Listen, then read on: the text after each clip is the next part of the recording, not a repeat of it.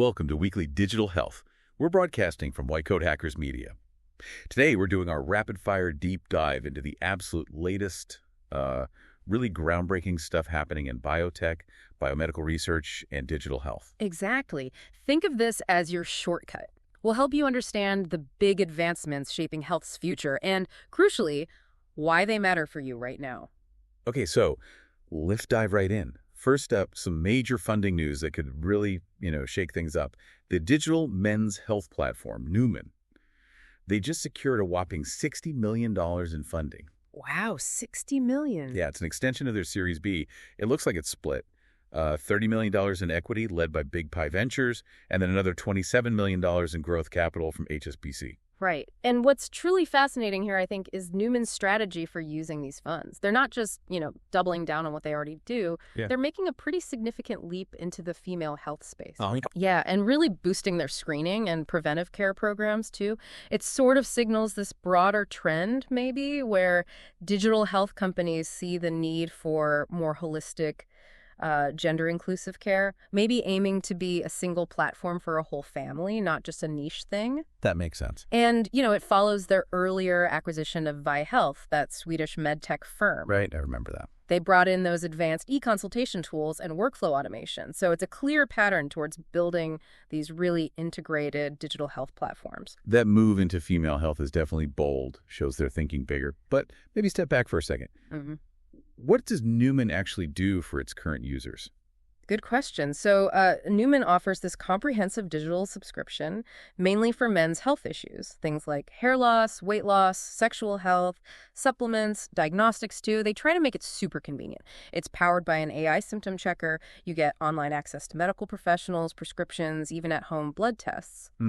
They're really aiming to be like a one-stop shop for men's wellness. Got it. That definitely speaks to that trend of accessible, kind of holistic care. Okay, moving from digital platforms now to some really cutting-edge biotech. You mentioned Ilimis Therapeutics. Yes, Ilimis. They just closed a big round too, right? Oh.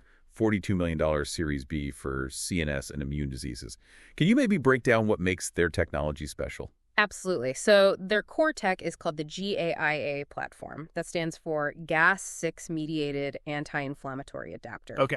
Think of it as a really cleverly designed protein. It's like a precision tool, a molecular tool, that acts like a fine-tuned switch for inflammation. It targets this crucial pathway in our immune system, TAM receptor biology.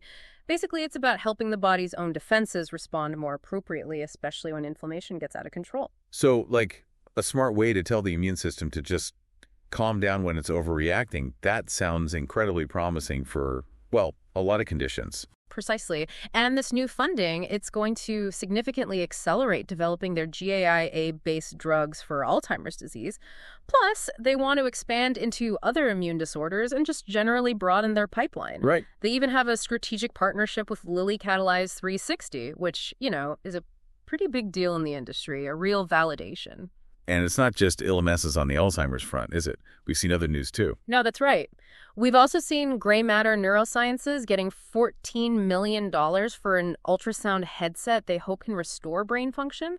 And there's that Brain JPAT analytical tool from the National University of Singapore, offering new ways to actually understand brain activity. Lots happening there. It's amazing. And as we see all this progress in digital health and biotech, it's hard not to talk about the engine driving so much of it. AI. Get this. Elon Musk's xAI just launched something called Grok for Government. Apparently, it's designed to let government agencies create custom AI apps, specifically for healthcare and science. And this comes right as the U.S. Department of Defense awarded $200 million in contracts to xAI, Anthropic, Google, and OpenAI for AI implementation. Yeah, this really highlights that larger trend, doesn't it? AI's growing role in U.S. healthcare policy. I mean, industry adoption is moving fast.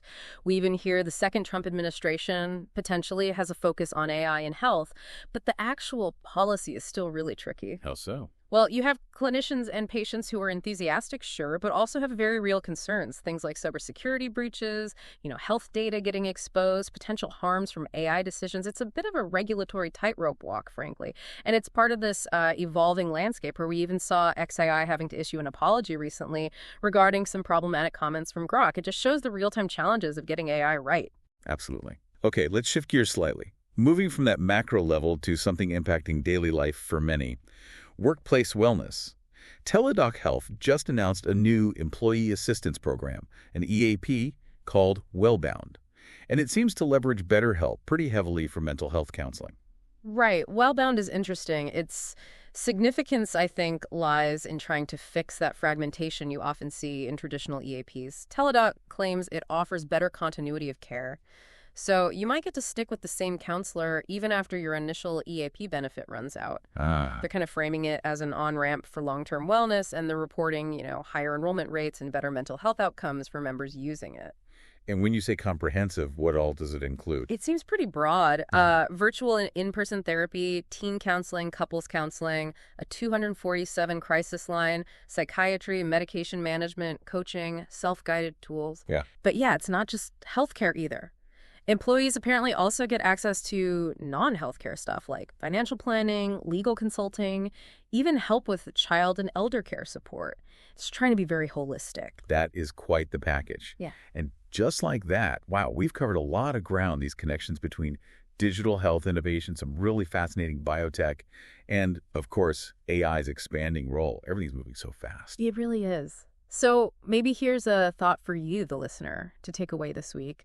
How will this increasing integration AI, these personalized digital platforms, more targeted therapies, Sure. how will it all fundamentally reshape our understanding, our very definition of health and wellness in the, very near future? That's a powerful question to chew on.